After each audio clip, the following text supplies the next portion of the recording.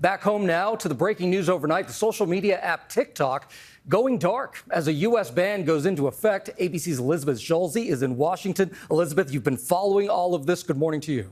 Hey, good morning, Gio. Well, millions of Americans are waking up this morning to a TikTok app where you can't scroll or post. Instead, all you see is a message that it's unavailable.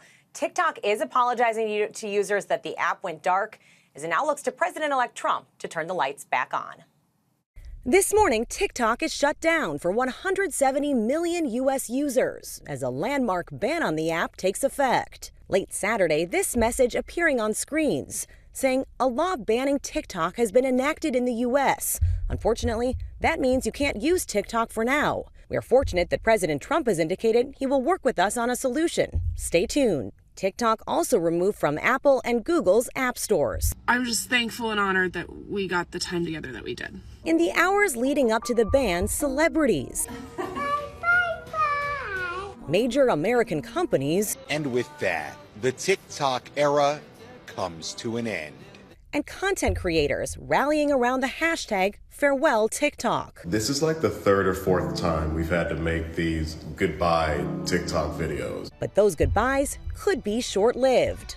President-elect Donald Trump telling ABC's Rachel Scott he will most likely put the ban on hold for 90 days once he takes office, saying, "I'll do that until we figure something out." TikTok's CEO, who will be in a prime seat at Trump's inauguration Monday, is pinning his hopes on the future president, who back in 2020 wanted the app outlawed.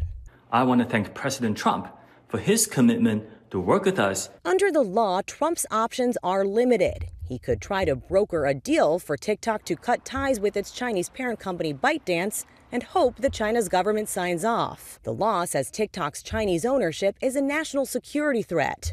It passed in Congress with broad bipartisan support and was unanimously upheld by the U.S. Supreme Court. Letting their local representatives know what TikTok means to them. Mom of four, Rebby Hardy, says she found financial success and a sense of community posting viral videos of her family on TikTok. It gave me financial freedom, independence, and it changed my career. She told her 2.4 million followers to find her on Instagram and YouTube, but worries about the payoff. The difference between a video posted on TikTok that generated about $2,000 in revenue and looking on Instagram and that same video, I made $3 from it.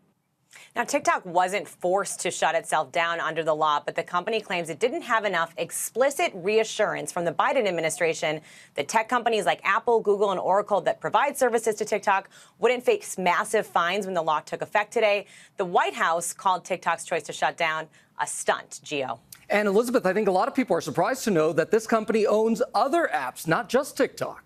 Exactly, and those apps also not available, including apps like Lemonade and CapCut. Those are also owned by TikTok's parent company, ByteDance. CapCut's a video editing platform that's popular for making reels.